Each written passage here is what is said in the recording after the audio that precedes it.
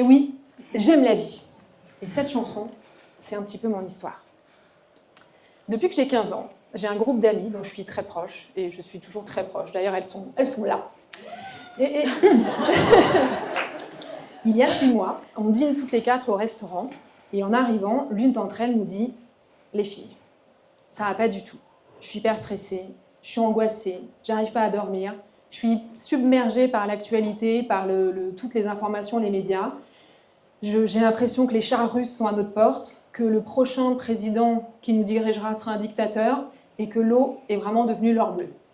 La soirée va être sympa. » Mes amies essayent de la rassurer, de se rassurer comme elles peuvent. Et puis, en fait, je comprends mon amie, mais je ne ressens pas du tout ce qu'elle ressent. Parce que je suis optimiste. Je suis optimiste, je dis que je suis comme Obélix, je suis tombée dedans quand j'étais petite, je vois toujours le verre à moitié plein, je me dis toujours que ça va aller, et au final, ça va.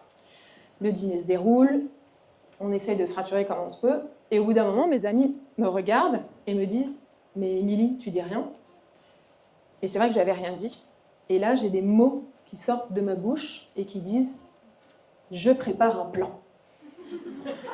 Je vois dans leurs yeux un regard qui se dit « Quelle connerie, elle va encore nous sortir ?» Et là, j'entends encore des mots sortir de ma bouche qui disent « Je prépare le bouclier arc-en-ciel ». Je prépare le bouclier arc-en-ciel. Petite lueur d'espoir quand même dans leurs yeux. Et là, forcément, elles me disent « C'est quoi le bouclier arc-en-ciel »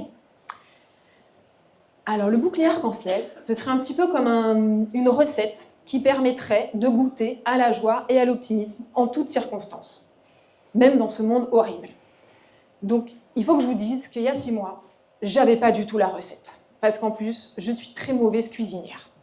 Donc, je me suis dit, ce dîner a été un petit peu pour moi comme un déclic, un électrochoc. Je me suis dit, en fait, pourquoi moi, j'arrive à goûter à la joie et à l'optimisme en toutes circonstances, et pourquoi pas mes amis, et pourquoi pas mon entourage. Et là, je me suis dit, ok, let's go. J'ai mis mon sac à dos et je me suis dit, je pars en mission. Alors, la mission, c'est quoi ? Mon objectif, c'était vraiment de pouvoir rendre la joie et l'optimisme comme des nouveaux actes de résistance. Et pour partir en mission, il faut certes un petit peu creuser aussi, mais il faut aussi aller chercher du côté des philosophies, feuilleter aussi, oui, des livres de développement personnel, comme Jennifer en parlait, lire des études plus ou moins sérieuses sur Internet, merci ChatGPT, etc. Regarder aussi des études neuroscientifiques. Et puis au bout d'un moment, je me suis dit, en fait, moi, je suis ni une chercheuse, je suis ni une philosophe, je suis ni une scientifique, je suis juste une optimiste. Donc, finalement, qu'est-ce qui s'est passé ? Je me suis tournée vers cette chanson de Sandra Kim qu'on a entendue au début, qui s'appelle « J'aime la vie ». Et cette chanson, finalement, à travers toutes ces paroles, elle me porte et elle va nous porter aussi ce soir pour nous permettre de construire ensemble le bouclier arc-en-ciel. Donc Sandra Kim, on continue.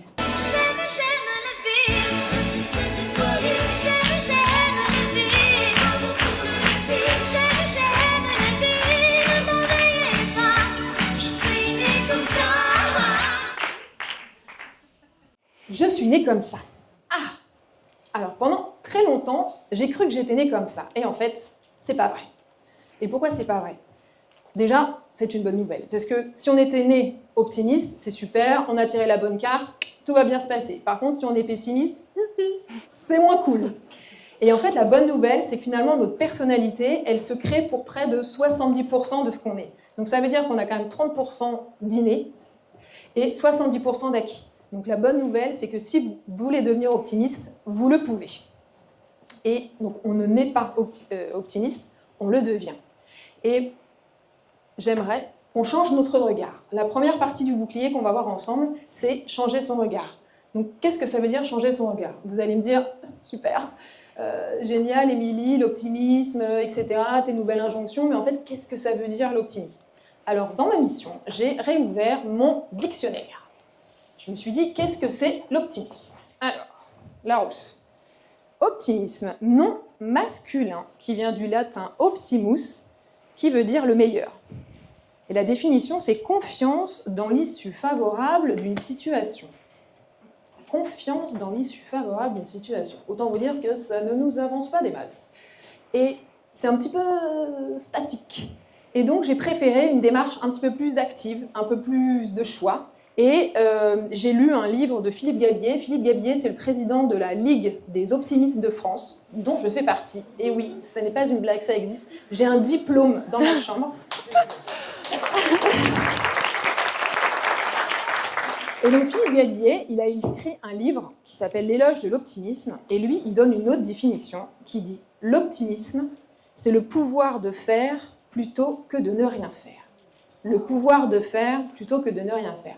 Et ça, clairement, déjà, ça nous porte un peu plus. On passe d'une définition un petit peu statique à une démarche active. Et en fait, finalement, l'optimiste, il ne nie pas la réalité. Il va décider d'où il pose son regard. Il va choisir il va changer son regard sur le monde et il va choisir le filtre avec lequel il regarde le monde. Alors, le matin, quand vous vous levez, vous pouvez décider de est-ce que j'ai envie d'avoir un filtre optimiste ou est-ce que c'est un filtre pessimiste? Voilà, donc ça, c'est vous qui avez la main. Alors, pour compléter un petit peu cette démarche active, quand même dans mes petits trucs de philosophie que j'ai lus, j'ai retenu l'approche stoïcienne, et notamment Épictète, qui dit, lui, « Ce qui trouble les hommes, ce ne sont pas les choses, mais l'opinion qu'ils en ont. » Ce qui trouble les hommes, ce ne sont pas les choses, mais les opinions qu'ils en ont. Alors, ça c'est important parce que c'est un principe fondateur du stoïcisme et c'est aussi un principe fondateur de l'optimisme. C'est qu'il faut savoir séparer les choses sur lesquelles on a la main des choses sur lesquelles on n'a pas les mains. Il y a des éléments extérieurs. Il y avait la neige il y a 2 jours, on n'a pas le choix. Il faut faire avec. Donc on met son petit filtre optimiste et les bonnes chaussures et on y va. Ça nous permet de mieux appréhender les choses. Donc ça, c'est la première partie. C'était donc changer son regard, le filtre, etc. Ça vous fait des petits moyens mémotechniques pour après. Est-ce que vous avez envie de connaître la suite? Oui. Donc, Sandra Kim. Je me sens petite, je ne regarde pas. Je ne suis rien qu'une poussière dans cet univers. La vie, toute la vie. Ah, ça se corse un petit peu, puisque j'entends déjà les gens me dire « Oui, Amélie, tu nous fatigues avec ton optimisme, et si moi j'ai envie d'être pessimiste, ça regarde que moi. » Eh ben non. Eh ben non, parce qu'en fait, le pessimisme, c'est pas juste une humeur passagère, c'est un mouvement collectif. Il y a une étude qui a été menée sur près de 700 000 personnes, 700 000 internautes, et qui montrait que si ces internautes étaient confrontés à des informations, des vidéos, des messages pessimistes, négatifs, haineux, eux-mêmes allaient être plus enclins à poster, à publier, à écrire sur les réseaux sociaux des messages pessimistes, négatifs et haineux. Et donc, ça veut dire quoi? Ça veut dire que le pessimisme, en fait, c'est un virus. C'est un virus très contagieux. Et qui dit virus très contagieux dit épidémie. Je ne vais pas vous refaire le topo parce qu'on l'a vécu il n'y a pas très très longtemps. Et qui dit épidémie dit paralysie. Donc ça veut dire quoi? Ça veut dire qu'on a peur, on se replie sur soi, on a moins de libre arbitre, on est un petit peu pris par des pensées négatives, qui entraînent d'autres pensées négatives. Et c'est tout ce cercle vicieux, finalement, qu'on propage sans s'en rendre compte, c'est tout ce cercle vicieux qui va entraîner le repli, le renfermement sur soi et favoriser la montée des extrêmes. Et ça, c'est non. C'est non parce qu'en fait, choisir l'optimisme, ça n'a rien de naïf. Ça n'a rien de... Choisir d'être optimiste, c'est choisir de rester dans la lumière. C'est refuser l'ombre. C'est refuser de se laisser éteindre. Et c'est donc refuser la résignation. C'est notre deuxième partie de bouclier. Donc on en a déjà 2 sur 3, c'est pas mal, hein, c'est bientôt terminé. Première partie, donc changer son regard. Et deuxième partie, refuser la résignation. Et donc, bien évidemment, pour construire la troisième partie de notre bouclier, je vais appeler Sandra Kim.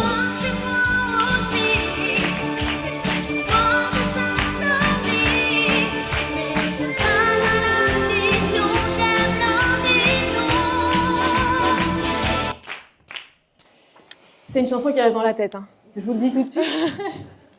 Alors, j'aime l'horizon. Il y a quelque chose quand on est optimiste, qu'on nous dit souvent « Non mais, vous les optimistes, vous vous voilez la face, vous faites l'autruche et tout va bien. » Alors, réfléchissez 2 secondes. Est-ce que vous avez... Je ne sais même pas si je vais y arriver avec le micro. Est-ce que vous avez déjà vu un optimiste faire ce genre de truc?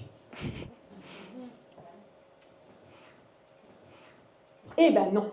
Parce que l'optimiste, il est dans l'action. Il est dans le choix, il avance, il a mis ses petites lunettes, son petit filtre optimiste, et il y va. Et moi, j'aime bien dire que l'optimisme et la joie, ce sont un petit peu comme des disciplines. Alors, ce n'est pas des disciplines militaires, on n'est pas en mode bootcamp, on est vraiment en mode discipline, un petit peu comme quand on s'occupe de son jardin, de ses plantes.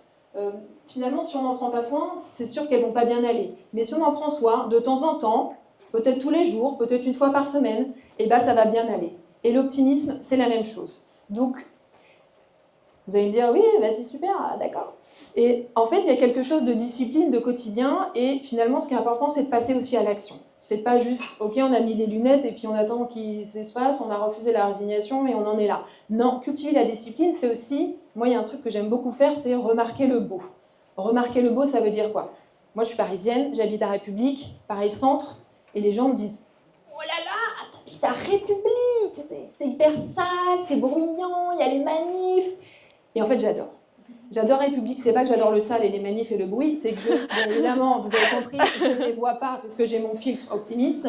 Et en fait, moi, quand je suis à République, je marche beaucoup. Et qu'est-ce que je vois?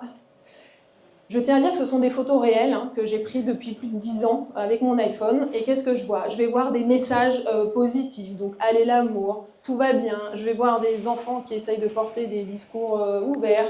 Je ne vais pas voir des tas, certains pourraient penser que c'est un petit peu des détritus. Bah, moi, je vois une petite pile de disques joliment posés. Et puis aussi, je vois des animaux dans une poubelle et ils m'appellent, comme dans Toy Story, ils me disent « sauve-moi !» Et donc, ça fait 8 ans que ce lion qui s'appelle Poubelloum dort dans la chambre de ma fille, après avoir été lavé. Donc tout ça est véridique, il n'y a pas d'image, intelligence artificielle, etc. Et il y a quelque chose, une fois qu'on a remarqué le beau aussi, c'est que ça nous met quand même en joie. Et cette joie, on a envie de la partager. On a envie de la partager parce que la joie tout seul, c'est cool un moment, mais...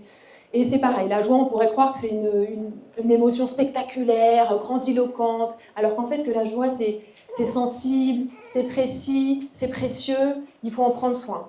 Et même si je marche beaucoup et que je vois des très jolies choses dans Paris Centre, je prends aussi beaucoup le métro. Et quand je prends le métro, j'avoue que je suis hyper contente de trouver une place, je m'assois.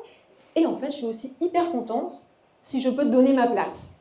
Souvent, on a une personne âgée, une femme enceinte, un petit bébé, des enfants, et je donne ma place. Et pendant très longtemps, je me disais, genre, ça me mettait en joie. Et je me disais, c'est quand même un peu bizarre de juste par une petite bonne action de se mettre en joie. Et j'ai lu un article qui montrait que scientifiquement, c'était prouvé qu'un acte de gentillesse entraînait un sentiment de joie pendant plusieurs heures. Donc imaginez, si on fait plusieurs actes de gentillesse dans la journée, on est en joie toute la journée. Et ça, c'est quand même trop cool. Maintenant qu'on en est là, je vous ai tout dit. Mais attendez, ça n'est pas terminé. Donc changer son regard, on a compris, le petit filtre, tout ça. On n'est pas obligé d'avoir des lunettes comme ça, mais c'est pour l'image, c'est pour que ce soit un petit peu parlant. On m'a dit c'est une conférence, il faut être dans le truc. Refuser la résignation, donc ça c'est non.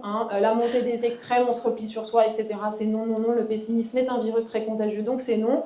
Et cultiver la discipline, remarquer le beau. Faites peut-être un petit exercice quand vous rentrez chez vous ce soir ou demain. Essayez d'avoir ce petit filtre optimiste imaginaire et de remarquer le beau autour de vous, là où vous ne l'auriez pas forcément vu avant. Donc, mon reveal,